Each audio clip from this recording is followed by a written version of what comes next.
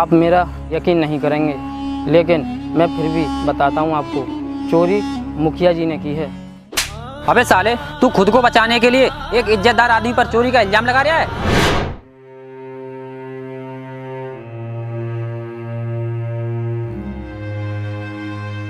पिताजी, पिताजी ये सब क्या हो गया?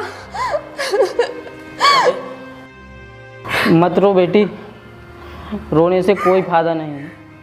और बेटी, रोते तो कमज़ोर लोग हैं, बहादुर लोग नहीं रोते। इसलिए बेटी रोना बंद कर। ठीक है पिताजी, अगर आप कह रहे हैं तो मैं नहीं रोऊंगी, लेकिन मैं आपको छोड़कर यहाँ से कहीं नहीं जाऊंगी, चाहे आप कुछ भी कहें। नहीं मेरी बच्ची, तुझे मुझे छोड़कर जाना ही पड़ेगा, क्योंकि बेटी ये जेल है, यहाँ पर सिर्फ मुजरिम रहते हैं। लेकिन पिताजी, आप तो मुजरिम नहीं हैं, फिर आपको क्यों जेल में बंद कर दिया? बेटी ये सब उस मुखिया की चाल है। उसने मंदिर में चोरी खुद की और इल्ज़ाम मुझ पर लगा दिया। पिताजी, चोरी उस मुखिया ने की है, तो फिर सबके सामने आपने जुर्म कबूल क्यों किया और सबको बताया क्यों नहीं कि चोरी आपने नहीं उस मुखिया ने की है? बेटी जुर्म कबूल करना मेरी मजबूरी थी, इसीलिए मैंने किसी को नहीं बताया कि चोरी मैंने नहीं उस मुखिया ने की है। पिताजी बताइए ना, ऐसी क्या मजबूरी थी जो आपने दूसरों का इल्जाम अपने सर पर ले लिया? पिताजी बताइए ना, आप चुप क्यों हो?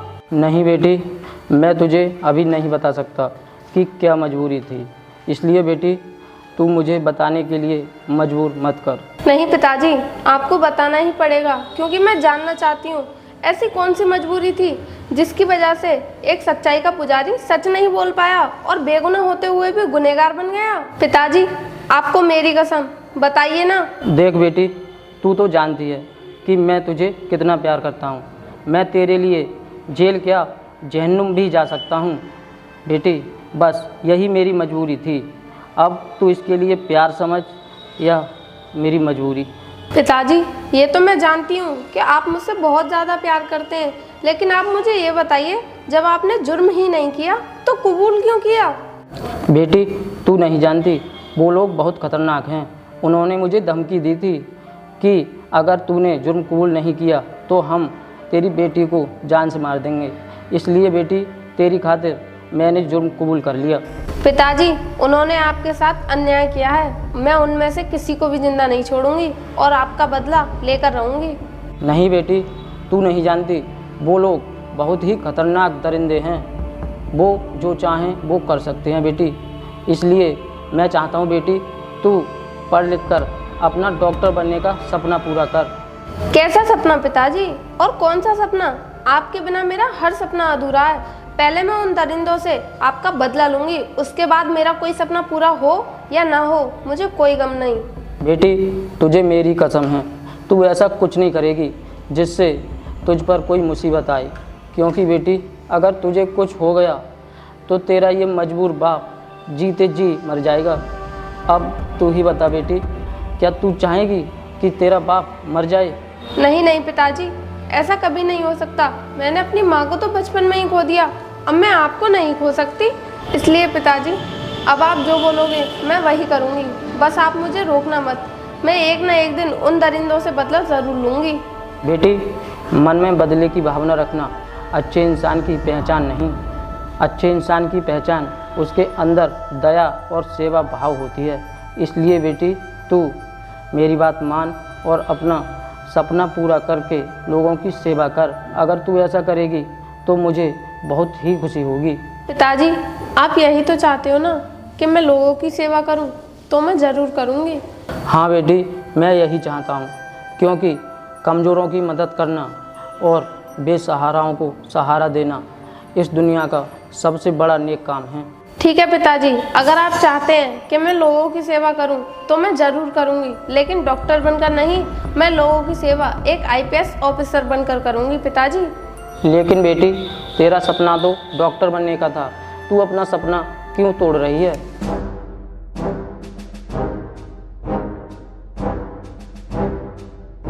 लेकिन बेटी। ए लड़की, तेरा मिलने का समय खत्म हो गया है, चल बाहर निकल अब। अरे साहब 1 मिनट और रुक जाइए ना, क्योंकि मुझे अपनी बेटी से एक ज़रूरी बात करनी है। बात करने के लिए क्या यहाँ धर्मशाला समझ रखा है जो मुझे रोकने के लिए कह रहा है? प्लीज़ सर, थोड़ी देर रुक जाइए ना, मेरे पिताजी कुछ कहना चाहते हैं। ए लड़की, तूने अपने बाप का घर समझ रखा है, चल भाग यहाँ से। ऐसा है सर, कानून मैं भी जानती हूँ, इसलिए आप मुझसे ऊंची आवाज़ में बात नहीं कर सकते। ऐसा है, कानून सिखाने की मुझे कोशिश मत कर, वरना तेरे बाप की तरह झूठे केस में फंसाकर तुझे भी अंदर जेल में डाल दूंगा, समझी? इसीलिए यहाँ से 9 तो 11 हो जा। साहब छोड़िए ना, आप इसकी बातों पर क्यों ध्यान दे रहे हो? ये तो बच्ची है, ये यहाँ के कायदे कानून नहीं जानती। बेटी किरण, तू जा यहाँ से, हम बाकी बातें बाद में कर देंगे। ठीक है पिताजी, अगर आप कह रहे हो तो मैं चली जाती हूँ। चलिए।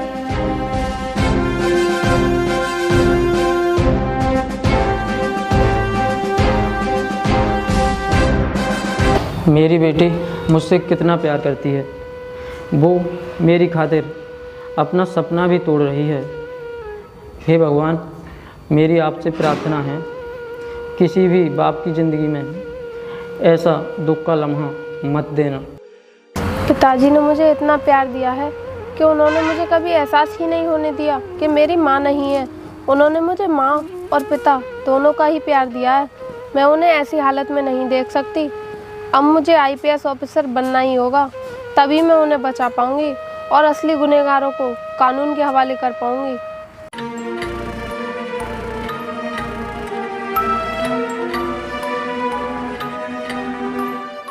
अरे किरण,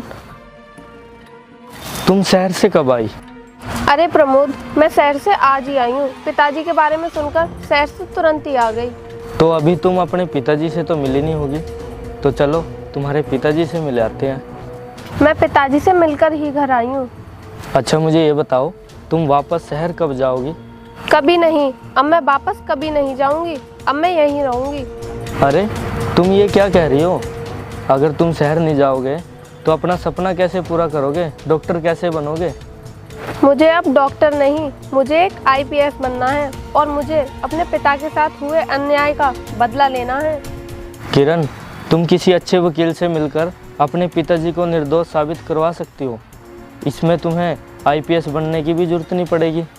मैं सिर्फ बदला लेने या अपने पिता को निर्दोष साबित करने के लिए कानून का दामन नहीं थामना चाहती, बल्कि जो कानून की ओट में छुपे भेड़िए गैर कानूनी काम करते हैं, मैं उनको भी सबक सिखाना चाहती हूँ। बस इसीलिए IPS ऑफिसर बनना चाहती हूँ।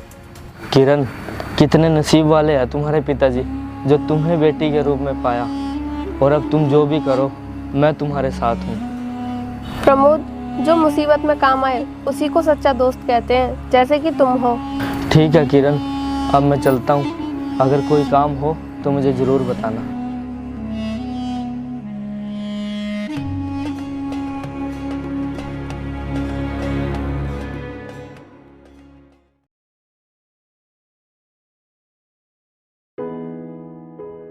अरे घर में तो कुछ भी नहीं है, अब मैं खाना कैसे बनाऊंगी?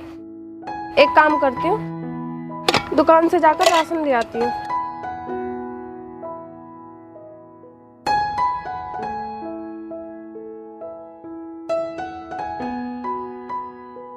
अरे इसमें तो पैसे भी नहीं है, अब मैं पैसे कहाँ से लाऊं? और कोई दुकान वाला उधार भी नहीं देगा।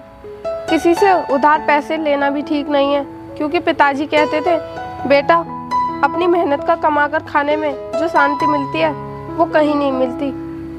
ऐसा करती हूँ, मैं कहीं काम ही कर लेती हूँ।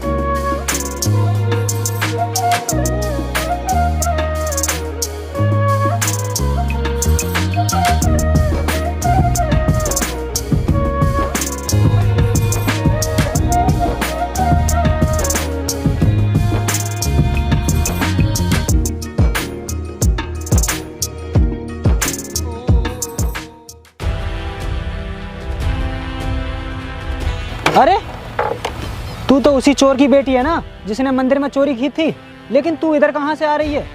ओए जुबान संभाल कर बोलो। चोरी मेरे पिताजी ने नहीं बल्कि तुम लोगों ने की है। ओए सुन, अगर चोरी हम करते तो पुलिस हमें पकड़ती, तेरे बाप को नहीं। और पुलिस तो चेहरे से पहचान लेती है कि चोर कौन है और शरीफ कौन है। मेरे पिताजी को पुलिस ने खुद नहीं पकड़ा, तुम लोगों ने कुछ घूसखोरों को घूस देकर जबरदस्ती पकड़वाया है। इसलिए मेरे सामने ये शराफत का नाटक मत दिखाओ। क्या बोली शराफत? शराफत का नाटक हम नहीं, तेरा बाप करता है। और क्या कहती है घूस देकर? अगर घूस देकर तेरे बाप को पकड़वाया होता तो वो अपना जुर्म अदालत में जाकर खुद कबूल नहीं करता। मेरे पिताजी ने मजबूरी में गुनाह कबूल किया था क्योंकि तुम लोगों ने उन्हें धमकाकर उनकी मजबूरी का फायदा उठाया था। लेकिन याद रखना, तुम्हारी मजबूरी का फायदा एक दिन मैं जरूर उठाऊंगी। सुन, तू हमारी मजबूरी का फायदा उठाना तो दूर, तू हमें छू भी नहीं सकती क्योंकि किसी में इतना दम नहीं जो हमें मजबूर कर सके। और तू तो वैसे भी एक लड़की है, तू हमारा क्या करेगी? तू कुछ नहीं कर सकती, समझी? ये तो वक्त ही बताएगा कि कौन क्या करेगा। तू चाहे कितनी भी कोशिश कर ले, लेकिन मेरे भाई के शैतानी दिमाग से जीतना मुश्किल ही नहीं, नामुमकिन है। मैं तो समझ ही गई, लेकिन तुम भी अपने भाई से जाकर मेरी तरफ से एक बात और कह देना कि शैतान कितनी भी कोशिश कर ले लेकिन कभी भगवान नहीं बन सकता। शुक्र करके मैं हूँ, अगर मेरी जगह मेरा भाई होता ना तो तुझे तेरे बाप से पहले ऊपर पहुँचा दिया होता। इसलिए ज्यादा मत उड़, नहीं तो तेरे पर काट दिए जाएंगे, समझी? मैं उड़ने की कोशिश नहीं बल्कि तुम लोगों को नीचे गिराने की कोशिश कर रही हूँ।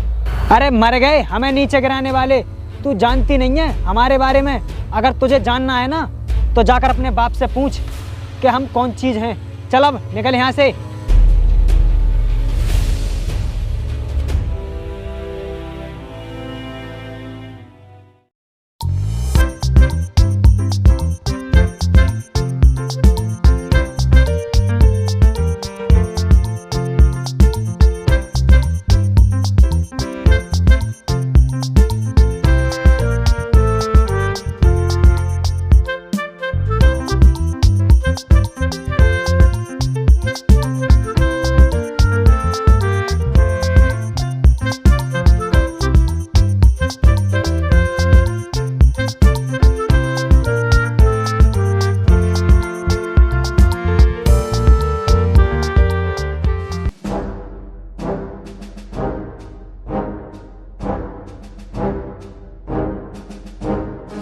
अरे ये तो गोपाल की लड़की है, ये यहाँ पर क्या कर रही है?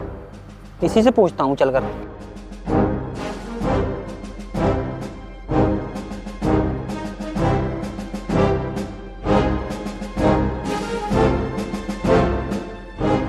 अरे तू यहाँ पर क्या कर रही है? कुछ नहीं साहब, मैं तो बस ऐसे ही एक्सरसाइज कर रही थी। लेकिन आप क्यों पूछ रहे हैं? मैं ऐसे ही नहीं पूछ रहा हूँ, बल्कि मेरा पूछने का फर्ज बनता है क्योंकि मैं इस एरिया का सब इंस्पेक्टर हूँ और ये एरिया मेरे अंडर में ही आता है। साहब अगर पूछना आपका फर्ज है तो आप अपना फर्ज निभाइए, मुझे अपना काम करने दीजिए। तू कुछ भी कर, लेकिन मुझे तुझ पर नजर तो रखनी होगी क्योंकि तू है तो उस चोर की बेटी। क्या पता तू भी चोर हो, क्योंकि जिसका बाप चोर होता है उसकी औलाद तो चोरी होती है ना। साहब जरूरी तो नहीं कि जिसका बाप चोर हो उसकी औलाद भी चोर हो। और रही मेरे पिताजी की बात, तो मेरे पिताजी एक इज्जतदार और शरीफ इंसान हैं। आपके कहने से वो चोर नहीं हो जाएंगे। चाहे उनके दुश्मन उन पर कितने भी झूठे आरोप लगा ले, लेकिन भगवान के घर में देर है लेकिन अंधेर नहीं। तू क्या समझती है तेरे कहने से तेरा बाप शरीफ हो जाएगा? वो चोर है और चोर ही रहेगा, समझी? मैं अच्छे से जानती हूँ कि मेरे पिताजी चोर हैं या शरीफ, इसीलिए आप मुझे मत बताओ। तू जानती है तो सुन, तेरे बाप को जुर्म कबूल करवाने के लिए हमने ही मजबूर किया था, लेकिन तू साबित नहीं कर सकती कि तेरा बाप निर्दोष है क्योंकि तेरे पास कोई सबूत नहीं है। तुमने कानून के साथ खिलवाड़ किया है, लेकिन तुम ये भूल गए कि कानून भी तुम्हारे साथ एक दिन खिलवाड़ जरूर करेगा। और रही बात मेरे पिताजी की, तो उन्हें मैं निर्दोष साबित कर ही रहूंगी, क्योंकि मैंने भी अपना डॉक्टर बनने का सपना ऐसे ही नहीं किसी मकसद से तोड़ा है। तू कुछ भी कर ले, लेकिन हमारे होते हुए तू अपने मकसद में कभी भी कामयाब नहीं होगी। मुझे मेरे मकसद में कामयाब भगवान जरूर करेगा, क्योंकि मैं बुराई की नहीं अच्छाई के लिए लड़ाई लड़ रही हूँ। मुझे लगता है कि तू मुखिया जी से बदला लेने के लिए तैयारी कर रही है, लेकिन मुखिया जी को पता चल गया नहीं तो तेरा जीना हराम कर देंगे। इसलिए तू यहाँ से चुपचाप चली जा, इसमें ही तेरी भलाई है, समझी? सर मैं अच्छे से जानती हूँ कि मेरी भलाई किस में है, इसलिए आप मुझे मत समझाओ।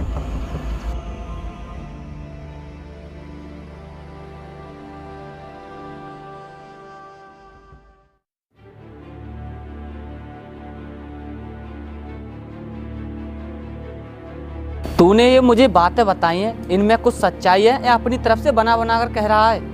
नहीं भाई, मेरा यकीन कीजिए, मैं जो भी कह रहा हूँ सच कह रहा हूँ। वो मुझे रास्ते में मिली थी। इसका मतलब वो सच्चाई जान चुकी है, वो हमारे लिए खतरा पैदा कर सकती है, इसलिए उसे जड़ से हटाना बहुत जरूरी है।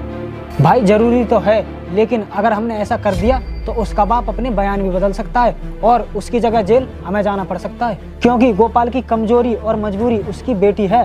वो उसकी खातिर सजा भुगत रहा है। अगर वो ही ना रही तो वो सजा क्यों भुगतेगा, ये सोच कर देखो भाई। तेरी बात में दम है, तू सही कह रहा है। हमें बिना सोचे समझे कोई कदम नहीं उठाना चाहिए, तू उस पर नजर रख। भाई तुम ये क्या कह रहे हो? वो एक मामूली कमजोर लड़की है, वो हमारा क्या करेगी? वो हमारा कुछ नहीं कर सकती। दुश्मन कितना भी कमजोर हो, उसे कमजोर नहीं समझना चाहिए, ये बात हमेशा याद रखना, समझा? चल गाड़ी निकाल, इंस्पेक्टर से मिलने चलना है। लेकिन भाई हम क्यों जाएं उस इंस्पेक्टर से मिलने? वो भी तो आ सकता है, आखिर उसने हमारा नमक खाया है, उसका फर्ज बनता है हमारे प्रति वफादार रहने का।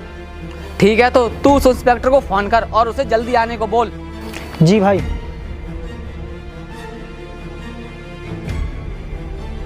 हेलो, हाँ इंस्पेक्टर साहब, आप कहाँ हो? मुखिया जी ने आपको मिलने बुलाया है। हाँ आप घर पे आइए। ठीक है, आप बैठिए भाई, वो आ रहा है।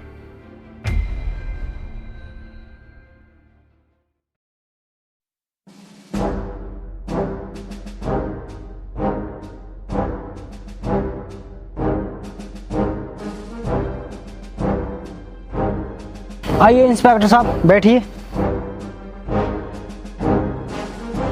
हाँ तो मुखिया जी बताइए, मुझे क्यों याद किया? कोई प्रॉब्लम है क्या? हाँ इंस्पेक्टर, एक छोटी सी प्रॉब्लम है।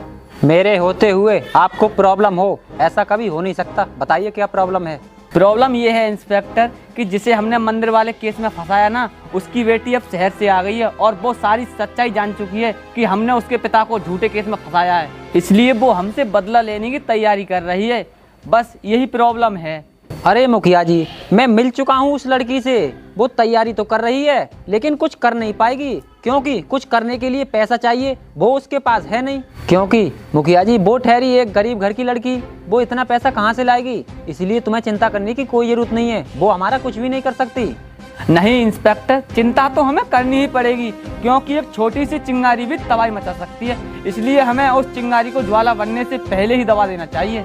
मुखिया जी आपका फैसला ही हमारे लिए अंतिम फैसला है। अगर आप उस लड़की को रास्ते से हटाना चाहते हो तो हम उसे हटा भी देंगे। इसलिए मुखिया जी आप बेफिक्र रहिए, उस लड़की को रास्ते से हटाने का इंतजाम करना मेरी जिम्मेदारी है। ठीक है, तो अब मैं चलता हूँ। रिंकू, इंस्पेक्टर साहब को छोड़ कर आओ।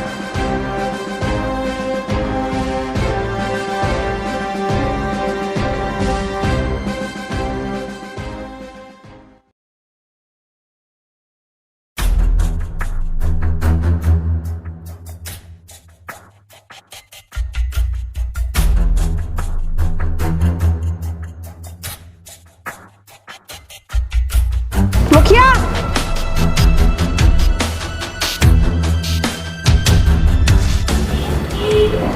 आखिर तो मिल ही गया।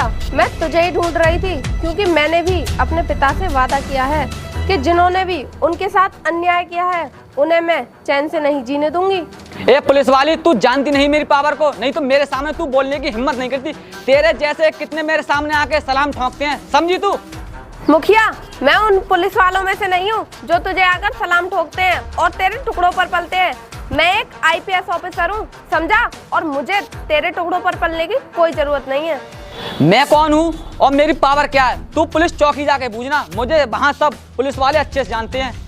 जानती तो तुझे मैं भी हूँ, और वो भी बहुत अच्छे से, लेकिन तू मुझे नहीं जानता। अगर मुझे जान जाएगा ना तो तेरे पैरों तले जमीन खिसक जाएगी। मेरे पैरों तले जमीन खिसकने की तो बहुत दूर की बात है, पहले तू ये बता है कौन और तेरी क्या पावर है? तू जानना चाहता है ना कि मैं कौन हूँ? तो सुन, मैं उसी गोपाल की बेटी हूँ जिसको तुमने मजबूर करके झूठा जुर्म कबूल करवाया था, समझा? अच्छा, तो तू गोपाल की बेटी है जिसको हमने मंदिर वाली चोरी में फंसवाया था। लेकिन गोपाल की बेटी IPS कैसे बन गई? वो तो डॉक्टर बनना चाहती थी। हाँ, मैं डॉक्टर बनना चाहती थी, लेकिन मुझे मेरी पिताजी की मजबूरी ने IPS ऑफिसर बना दिया। तू कुछ भी बन गई हो, हमारा कुछ नहीं बिगाड़ सकती, इसलिए यहाँ से तुझे जाने में ही फायदा है। जाऊंगी तो मैं जरूर, लेकिन तुझे साथ लेकर, क्योंकि मुझे अपने पिताजी को भी तो निर्दोष साबित कराना है। चल मेरे साथ।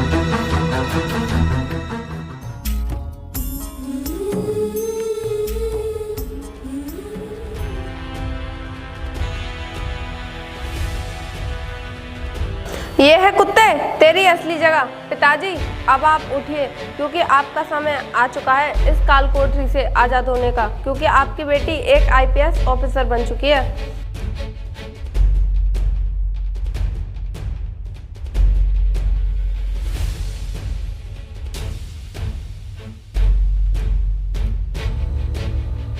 देखा कुत्ते, तूने मेरी बेटी को ही मेरी मजबूरी बनाया था ना। अब मेरी बेटी तुझे जहन्नुम पहुंचाकर ही रहेगी, समझा?